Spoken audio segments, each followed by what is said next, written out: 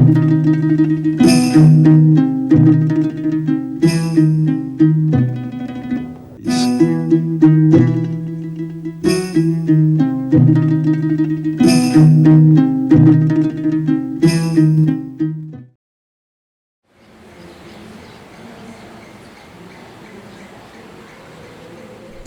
শাফি রহমতুল্লাহ আলের অগণিত ছাত্রের মাঝে ইমাম আহমদ বিন হাম্বল রহমতুল্লাহ আলাই অন্যতম। শাফি mazhabের প্রতিষ্ঠাতা ছিলেন ইমাম শাফি রহমতুল্লাহ আলাই। উসুলে ফিক শাস্ত্রে তিনিই সর্বপ্রথম কিতাব লিখেছেন যার নাম রিসালা। সে কারণেই ইমাম শাফি রহমতুল্লাহ আলাইকে উসুলে ফিকের জনক বলে অভিহিত করা হয়। এছাড়াও ইলমে দ্বীনের প্রায় প্রতিটি শাখা প্রশাখায় ইমাম শাফি রহমতুল্লাহ আলাই অগাধ পাণ্ডিত্য অর্জন করেন। ২০৪ হিজরির রজব মাসের শেষ রাতে তিনি ইন্তেকাল করেন এবং এই জায়গায় ওনাকে দাফন করা হয়। هذا من؟ هذا سلطان محمد الكامل عمه صلاح الدين الأيوبي، وهذا ملكة شمس أم سلطان أم السلطان ملك الشمس. ملكة شمس. وهذا عبد الله بن الحكم عبد الله بن الحكم، هو كان صاحب هذا البيت، صاحب هذا المكان. هذا المكان. وما هي المناسبة بينه وبين الإمام الشافعي؟ ما في مناسبة. هو عبد الله بن الحكم من السعودية، من مكة، من بني حكم، من مكة، من المدينة. ايوه. وهو كان صاحب هذا البيت. سيدنا إمام دخل مصر، هو استقبله صديق لي في بيته. সম্মানিত দর্শক, মোহাম্মদ একজন মিশরি এবং এই পবিত্র মাজার শরীফের অন্যতম খাদেম। তিনি আমাদেরকে এই তিনটা মাজার সম্পর্কে বলেছেন যে এই মাজারটা হলো আব্দুল্লাহ ইবনুল হাকামের মাজার, যিনি এই জায়গায় একটা ঘর ছিল, এই ঘরের মালিক ছিলেন তিনি ইমাম শাফি রহমতুল্লাহ আলাই। যখন এখানে আসতেন তখন আব্দুল্লাহ ইবনুল হাকাম ইমাম শাফিকে অভিবাদন জানাতেন। শুধু দর্শক, এই পাশে যে মাজারটা দেখতে পাচ্ছেন, আপনারা দেখতে পাচ্ছেন আরবি মাকামুস সুলতান মোহাম্মদ কামেল। তিনি ছিলেন সুলতান সালাউদ্দিন আইয়ুবী রহমতুল্লাহ আলের ভাতিজা সুলতান মোহাম্মদ কামেল। আর এই সুলতান মোহাম্মদ কামেলের মা হলেন, এখানে ওনার মাজার আল মালিকা শামস লেখা আছে, আপনারা দেখতে পাচ্ছেন মাকামুল মালিক শামস। তিনি হলেন এই মোহাম্মদ আল কামেলের মা এবং একই সাথে সালাউদ্দিন আইয়ুবীর ভাইয়ের স্ত্রী হলেন আল মালিকা শামস।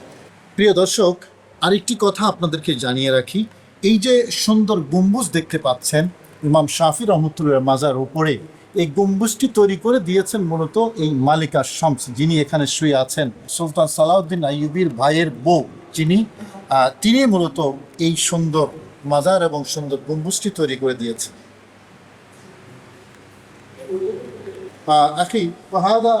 প্রিয় দর্শক, ইমাম শাফি রহমতুল্লাহ আলের মাজার কমপ্লেক্সের ভেতরে এসে আরেকটি বরকতময় নিয়ামতের সন্ধান পেয়ে গেলাম। এখানে দায়িত্ববানগণ যখন এই নিয়ামতের কথা বলছিলেন তখন আনন্দে মন প্রাণ নেচে উঠেছে। কদম সৈয়দনা মুহাম্মদ সাল্লাল্লাহু আলাইহি ওয়াসাল্লাম। সেই নিয়ামত হলো প্রিয় নবী রসুল করিম সাল্লাল্লাহু আলাইহি ওয়াসাল্লামের পবিত্র কদম মোবারকের চিহ্ন। দর্শক, আমাদের এই ভাই মোহাম্মদ তিনি বলেছেন এটা রসুল করিম সাল্লাল্লাহু আলাইহি ওয়াসাল্লামের পবিত্র কদম মোবারকের স্পর্শধন্য এই জায়গাটি। এখানে নবীজির পবিত্র কদমের স্পর্শ লেগেছে, সেই জন্য এটা অত্যন্ত বরকতময়। هذا من وضع هذا آثار. هذا وضعوا الآثار للحفاظ على هذا. للحفاظ على মাশাআল্লাহ। শুধু দর্শক, এই যে উপর যে গ্লাসটা দেওয়া হয়েছে, তিনি বলেছেন এই গ্লাসটা এই বরকতময় স্পর্শধন্য বস্তুটাকে হেফাজত করার জন্য রাখা আছে। আসলেই নবীজির স্পর্শ যেখানে লেগেছে আর সাজিম থেকেও সেটা দামি হয়ে গেছে। এটাকে হেফাজত করার জন্য এখানে রাখা হয়েছে। ইমাম শাফি রহমতুল্লাহ আলাইকে তৎকালীন যে বাদশাহ ছিলেন হেজাজের, তারা এটা ইমাম শাফিকে উপহার দিয়েছেন এবং ইমাম শাফি রহমতুল্লাহ আলাইয়ের ওসিয়ত মোতাবেক ওনার পবিত্র মাজারের পাশেই এই নবীজির পবিত্র বরকতময় জিনিসটাকে রাখা হয়েছে। সম্মানিত দর্শক, এই হলো সেই বরকতময় নবীজির স্পর্শ ধন্য সেই জিনিসটা। আসলেই আমাদের আবেগ, আমাদের শ্রদ্ধা, আমাদের ভালোবাসার জায়গা। নবীজির পবিত্র কদম মুবারক যেখানে লেগেছে সেই জায়গা আজ আমরা আপনাদেরকে নিয়ে এসেছি। আল্লাহ পাক রব্বুল আলামিন সূরাতুল বালাদের মধ্যে বলেছেন, লা উকসিমু বিহাদাল বালাদ ওয়া আনতা হিল্লুম বিহাদাল বালাদ। আমি এই শহরের কসম করছি এ কারণে যে এই শহরে আপনার কদম লেগেছে। নবী পাক সাল্লাল্লাহু আলাইহি ওয়াসাল্লামের কদম যেখানে লেগেছে কতটা মর্যাদার হয়ে গেছে, আল্লাহ পাক রব্বুল আলামিন সেই শহরের কসম করেছেন। এই জায়গায়ও রাসূল করিম সাল্লাল্লাহু আলাইহি ওয়াসাল্লাম পবিত্র কদম মোবারক লেগেছে। এর উসিলায় আল্লাহ আমাদের সবাইকে ক্ষমা করে দিন, আমাদের সকলের ফরিয়াদ কবুল করুন। শুধু দর্শক, আসলে দেখলে মন পড়ে যায়, আমরা পেয়ারা নবীকে দেখিনি,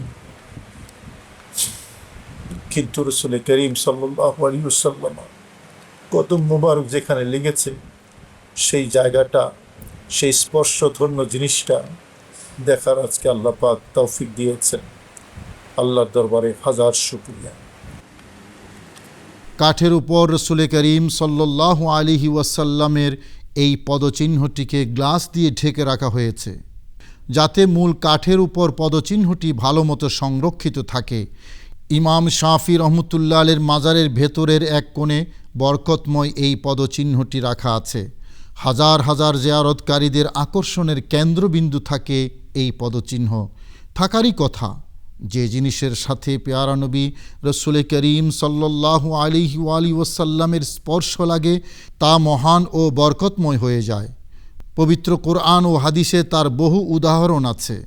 আরেকটি পদচিহ্নের কথা তো আমরা সকলেই জানি, তা পবিত্র মক্কা নগরীতে আল্লাহর ঘর কাবা শরীফের পাশেই সংরক্ষিত আছে। পবিত্র কোরআনের ভাষায় তা হলো মাকামে ইব্রাহিম, আল্লাহর নবী হজরত ইব্রাহিম আলাইহিসসালামের পায়ের চিহ্ন। পবিত্র কোরআনে এই পায়ের চিহ্নকে এতই গুরুত্ব দেওয়া হয়েছে যে মহান আল্লাহ তাআলা এই মাকামে ইব্রাহিমের পেছনে হজ ও ওমরা পালনকারীদের সকলকেই নামাজ আদায় করতে বলেছেন এবং এই মাকামে ইব্রাহিমকে মহান আল্লাহ তাআলার কুদরতের নিশানা হিসাবে উল্লেখ করেছেন। দর্শক, নবী ইব্রাহিম আলাইহিসসালাম থেকেও আমাদের প্রিয় নবী রসুল করিম সাল্লাল্লাহু আলাইহি ওয়াসাল্লাম অনেক শ্রেষ্ঠ। নবী ইব্রাহিম আলাইহিসসালামের পবিত্র পায়ের চিহ্ন যদি কোরআনের ভাষায় মহান আল্লাহ তাআলার কুদরতের নিদর্শন হতে পারে, তবে রহমাতুল্লিল আলামিন সাল্লাল্লাহু আলাইহি ওয়াসাল্লামের পবিত্র কদম মোবারকের চিহ্ন কতটা বরকতময় ও মর্যাদাপূর্ণ হতে পারে। আমাদের মূল আকর্ষণের জায়গাটা এখানেই। সে কারণেই শ্রদ্ধা আর ভালোবাসায় জিয়ারতকারীদের অন্তর বিগলিত হয়ে যায় এই জায়গায় এসেই। নবীপ্রেমিক মানুষগুলো অশ্রুসিক্ত হয়ে যায় এখানে জিয়ারত করার জন্য যারাই আসেন প্রত্যেকের মনে একটি অনুভূতি বারবার জেগে ওঠে, আমরা তো প্রিয় নবী রসুল করিম সাল্লাল্লাহু আলাইহি ওয়াসাল্লামকে দেখিনি, আজ প্রিয় নবী রসুল করিম সাল্লাল্লাহু আলাইহি ওয়াসাল্লামের পবিত্র কদম মোবারকের চিহ্ন দেখে ধন্য হলাম। প্রিয় দর্শক, রসুল করিম সাল্লাল্লাহু আলাইহি ওয়াসাল্লাম আর পবিত্র কদম মোবারকের আরেকটি পদচিহ্ন তুরস্কের ইস্তাম্বুল শহরের তুপকাপি মিউজিয়ামে এখনও সংরক্ষিত আছে। সেখানেও অনেক জিয়ারতকারীরা রসুল করিম সাল্লাল্লাহু আলাইহি ওয়াসাল্লামের বরকতময় এই পদচিহ্ন প্রতিদিন জিয়ারত করতে যান।